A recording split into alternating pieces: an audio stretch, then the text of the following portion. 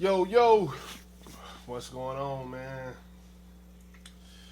It's your boy Lamar. Um, just want to get on here and kind of discuss what's been going on in the new year so far.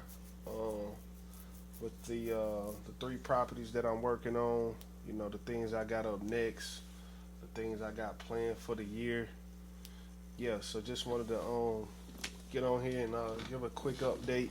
Like I said, I want to kind of, put my face in front of the camera also instead of just, going in the house, and just kind of giving like, weekly updates. I want to, get on here and, just, you know, not necessarily speak my truth, but just, the ins and outs, the ups and downs of what goes on in real estate, the pros and the cons, and what the future and everything looks like for me in the business, and what I think about where the business is going. Because I've been in this business going on 8 years now, and that's so crazy. Like I remember when I first got in the business, um, the lady who put me on game, she used to always tell me to say like when I was fresh in the business, if somebody asked like, "Hey, how long you been in real estate?" She would say like, "Oh well, I've been in here. It feels like forever now." And just kind of like try to change the subject of like you being fresh in the game, but like now, shit, I'm 10 years in this shit, 10 years in this shit. So it's like now I can kind of like swing my nuts around a little bit. Excuse my language, but kind of like like I can let my nuts hang in this shit, and just kind of be like, yeah, I'm here, and I've, I've, I've seen the ups and downs. I've more than I've survived in the business, and I've thrived in the business. So like it's a lot to hang your head high on, and it's an industry that we all would like to be in. And I got that experience from all different sides, from retail to wholesale to fix and flipping, to knowing about institutions and how they move, and how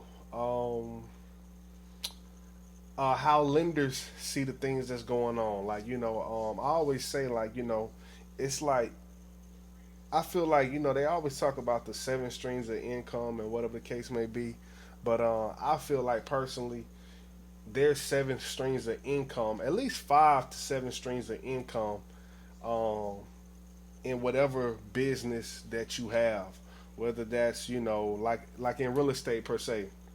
Like I could do retail, I could do wholesaling, I could do fix and flipping, I could do rentals, I could do consulting.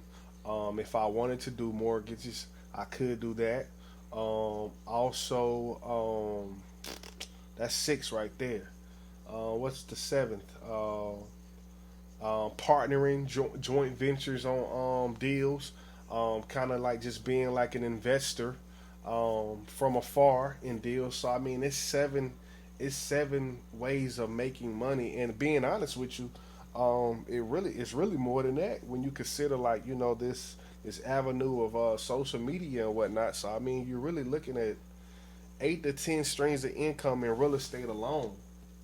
But I don't just feel like that's real estate. I feel like that's damn near every industry that you could find a way to, you know, uh, find different ways to make money with what you're doing. You don't have to go focus on something else. And I think that's kind of like um, what I see a lot lately, and not even just lately, just in life in general.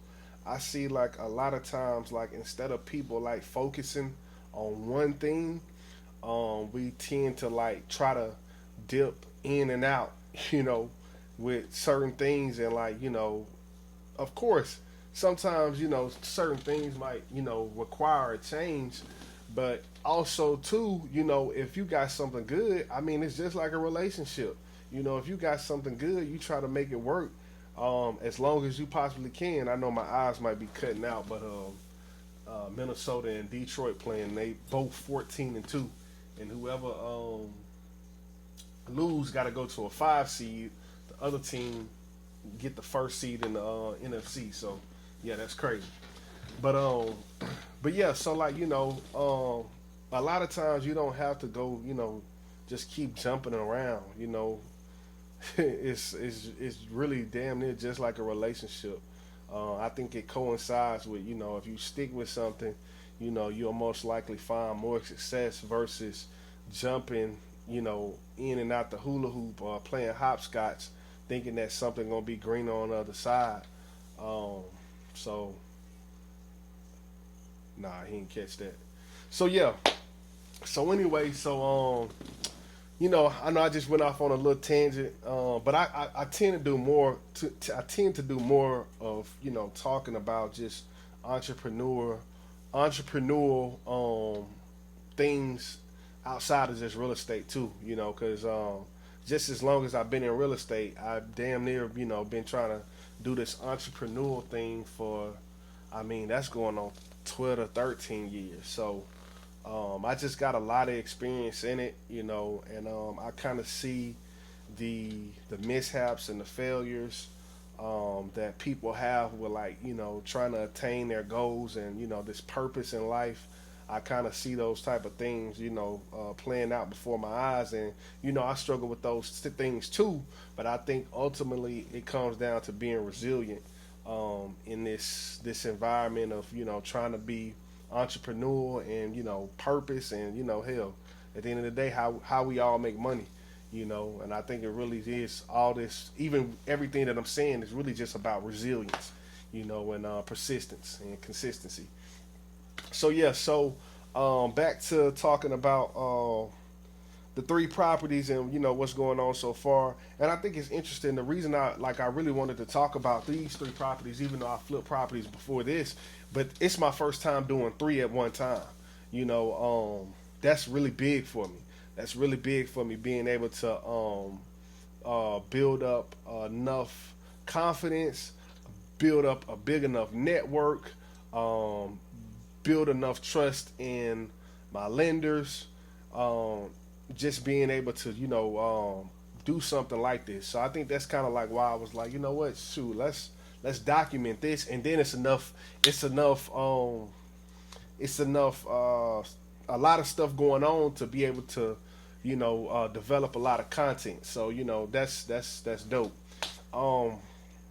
So with the first house in Jonesboro, that's gonna be the first one on the market. Today is January the 5th. My son, he turned 8 months tomorrow. That's dope. But this is going to be the first one going on the market, and I think that's probably going to take about January 5th maybe to January. It's about 14th through the 17th. I should have it on the market. Of course, I'm gonna put it on YouTube. The things I can learn from that situation, I think my rehab could have been a little bit tighter. I think I could have saved me about 10 grand. I think my rehab could have been a little bit tighter. I don't think I had to replace the windows. I replaced 7,500 worth of windows. $7,500 worth of windows. And that's just because I didn't feel like they looked right. I want things done to be perfect. And I think that's like where the HGTV side of me comes in. It's like, trying to make shit perfect. And it's like, man, hell, you could, as long as somebody come to the house and they like everything, that could have been negotiated. Like, I didn't have to replace those windows. If they liked the house enough, we would have went in the contract. The inspector would have said, hey man, these windows got to be replaced. And I could have, you know what? Bet. I understand that. I'm not replacing them. Here go an allowance of $5 grand. But just because, I feel like I have to be super detailed, I have to be super perfect. It's like, my brain just kept telling me like, hey, you got to replace those windows. So, I'm $7,500 down, and I budgeted 60 grand for that property, and I think I might be at 61, 62 grand. Actually, I might be at 61, 62 on the rehab budget, but when you factor in my monthly payments, my carrying costs, shit, I might be around 65, 67 when it's all said and done, And then you think about that 67 plus the 7 grand that I gave up in windows. You got to factor in like little things like that. So that's like 14 grand. That's 14 grand that could be in my pocket. And let's just say it might take me an extra month to sell this property. Like, I still would have had that money in my pocket. So realistically, when you think about it, like, all right, so now since I paid for those windows, and this is affordable housing, and it's really making sense as I'm talking about it. So when you talk about 7 grand, $7,500 worth of windows, all right, so I'm telling myself, hey man, I need to be in a 262 because I bought the windows. I need to be in a 270, 265, 270 price range. And that's still affordable. That's still great. But if you really think about it, if I didn't replace those windows, that 7 grand would have been in my pocket right now. I wouldn't have to wait for it back on the back end. And I could have listed the house for like 250, 253. And that would have been even more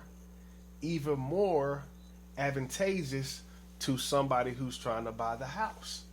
Because now, you looking at a difference in maybe like, $100 in your mortgage. I think 10,000 for every 100. It might be like $10, but still, I don't know that math, but still, 250 versus 260 is still more appealing, And so, so there's just something as simple as that. Is like, yo, okay, you don't have to, just because you want to be in this price range, you got to spend money to get to that price range. And honestly speaking, you don't, as long as the bottom line is still the same, you don't got to spend that money to get that price range. So I think that's something that I'm learning. I'm not going to be like a lot of these motherfuckers who flip houses. Like some of these motherfuckers, they don't replace the windows. They don't replace the door hinges. They don't put up new blinds. The trim work is trash. I'm not trying to be them. But it's certain things that I could just, I could learn to save money on and be better at versus thinking that I gotta be perfect. So yeah. And then what's next? Oh, the house in Atlanta. That's gonna probably be the most profitable flip I've ever done. That is going really, really good. But I am having some concerns, like with the contractor and the way she prices things. Like, so a lot of houses that I do, I have to, I get funding from a hard money lender, and I've built up a great relationship. And what they require from me is a scope of work. And from that scope of work is like line by line prices of items on every property. And, if you flipped houses, if you dealt with hard money lenders, like, you got to go by that scope of work. And so she provides a scope of work, but the scope of work, it doesn't have any prices. It just tells what she's going to do, and it tells one big price at the end. And although that's fine and dandy, but what happens is when let's just say, for example, the electrical work. So she did electrical, but she didn't tell me the budget for the electrical work. So, when we start working on the house, okay, so when you give me the quote, in my brain it's like, okay, this is what comes with this price right here. Then you start working on the house, and then you got You got these lights. You got 10 lights. And then you come back to me and you say, oh, the electrician said we need 5 more lights.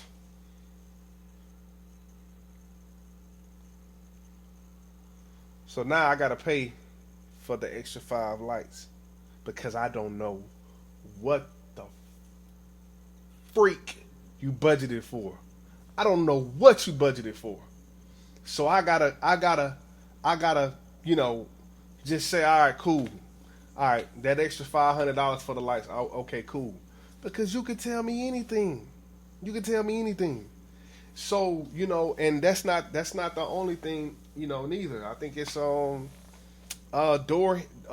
doors. Is there's a situation with the framing on the framing of a closet and the framing of a pantry. The framing of the closet was $350. The framing of the pantry, which we just extended, it's the same essential material it takes to build a closet. The pantry $600. So it's just like like little things like that. It's just like, what's going on? What are we doing? So but I will say this, like, she's very thorough. The work that's been done is very thorough. And the pace is crazy. The pace is crazy. She started on this house November the 18th. This house is a 3,000 square foot house. This house will be done before the Jonesboro property. I bought that one October the 17th. It's January it's January 5th. And it's still not 100% done. I bought that one November the 18th. And we damn near like 80%. And so it's things like that. You kind of gotta factor how you handle business, how you coordinate, how you say things, because it's like, okay, I see the pros and cons of the work, but we gotta get better at this pricing. We have to. And being honest with you, I will sacrifice time versus details and pricing. So if it took me another month, but I knew what I was paying for, I'm not tripping on that. Like that as long as I know what I'm paying for and how I can map things out. Yeah, you might be doing this a lot faster, but at the same time, it's the prices are not mapped out for me to understand. And when we start adding things and you start telling me things, like I just have to pay it. We're not doing that in 2025. That is a wrap. I've done it enough. I've learned enough to know, like, we're not doing business that way.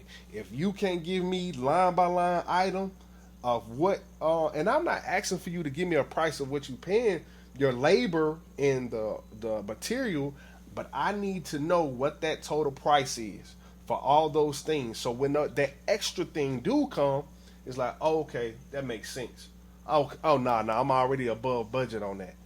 Without that, I don't know what I'm paying for. And we got another situation like that with the cabinets. Like, with the cabinets, I'm talking about, first and foremost, the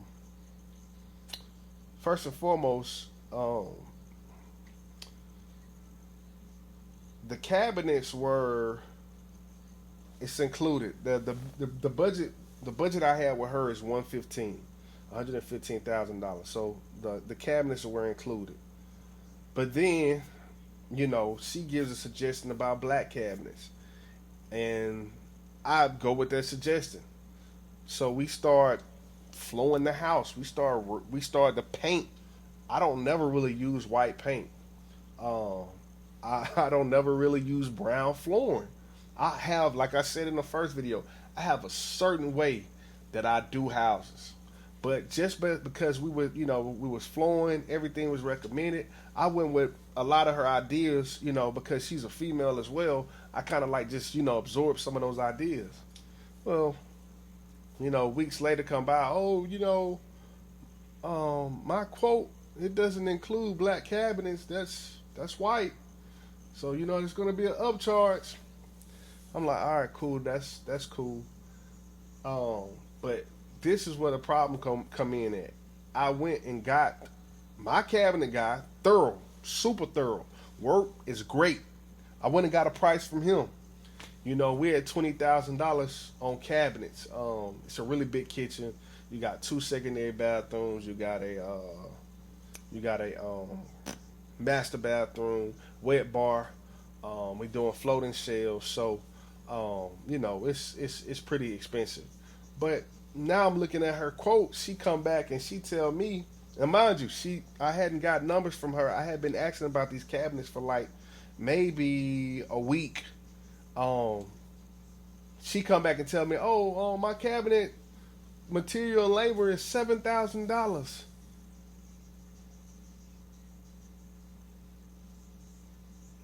Huh? What? How you pay? What? How you? Like, dog, I know damn well you're not paying $7,000 for cabinets and countertops, granite countertops. But she say the person she works with gave her a deal, you know, and that's how, you know, I don't know. But that's what she's saying. So of course that's a 20,000. I got a quote for 20,000. She got a quote for 8,000, damn near. That's a $12,000 difference. Her budget is 115. So, and this 115 really it'll be like 118 now because I'm doing the black cabinets. But it just makes my brain be like, okay, well, if you didn't budget for $20,000 on the cabinets, where else is the money going? You know, like what 20,000? I have somebody that I got a quote from somebody that I've worked with for quite a while now, and I've worked with previous cabinet people. I've never seen a quote that low, so that just makes me think, where's the, you know, like you ain't did $112,000 worth of work without the cabinets. Like it really was a cosmetic rehab, as you can see in the videos. The only thing that was really major, we changed we took 2 walls down. But you know that wasn't going to increase the rehab like that. The reason the rehab was even so significant just because it's a large house. Everything is going good. It's going smooth. Like I said, like, you know, we're moving in a timely manner. I believe if the Jonesboro property will be on the market the 14th, this property should be on the market between the 21st and 28th. So, you know, everything's going good on that. And in regards to how I'm going to list these 2 properties, that's something I'm going to experiment with as well, because I list these properties myself, but I feel like when I list these properties myself, I feel like what happens a lot of time is people try to negotiate too much with me. And I think what happens is when I know that like when I know I got room inside of my profit, I give in. Like, all right, cool, man, let's get this shit over with. And you know, that's cool, especially if, you know, I'm selling to, you know, somebody who's, you know, a single woman, you know, got some kids and things like that. That's cool. You know, I want to help out as much as possible. But at the same time, like, you know, if I don't have to do that, I don't need to be doing that. And so I think I want to, you know, give an agent that I've worked with, you know, previously. I want to give her those properties, let her put them on the market, let her be the one to posture herself and be the strong point versus me, you know, playing that line. And I think it was cool at first, like, hey, you know, I list the property and I list the property and and I'm the owner. That's all cool, but that shit don't matter. I just want to care about the bottom line. I don't care about, you know, if people know that I own the property and I'm the listing agent. None of that matters anymore. It was cool in the beginning, but none of that matter. The only thing matters is the bottom line. So if I'm able to, you know, make a few more dollars by letting somebody list the properties, you know, cool. That's what I'm gonna do. So I think I'm gonna experiment with that on these 2 properties and you know, negotiate something with her, because I'm gonna just let her know now, like, hey, if we can't come up with a little deal, little 1% fee, then I could do it myself. But essentially, I'm just just asking you to just be a face, and it's easy as that. Like I can write the contracts.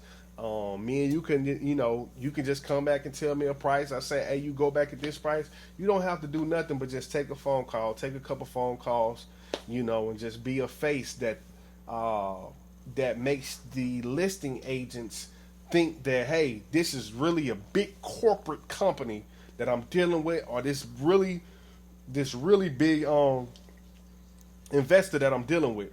It's all about posturing, and I learned that from my guy Barry Johnson. We did another podcast, but like that's what this whole business is about. About posturing. Even if you ain't got it like that, you better make sure a motherfucker think that you got it like that. And I think when I list properties, I think you know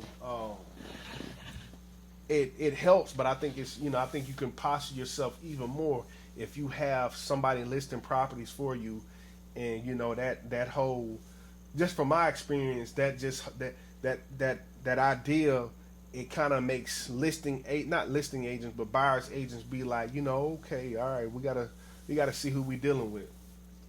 So yeah, so I think I'm thinking about doing that. And then yeah, the Hateville property, the one that I said was giving me a lot of issues. That one is it's moving along. It's moving along. We're moving along on all three of the properties.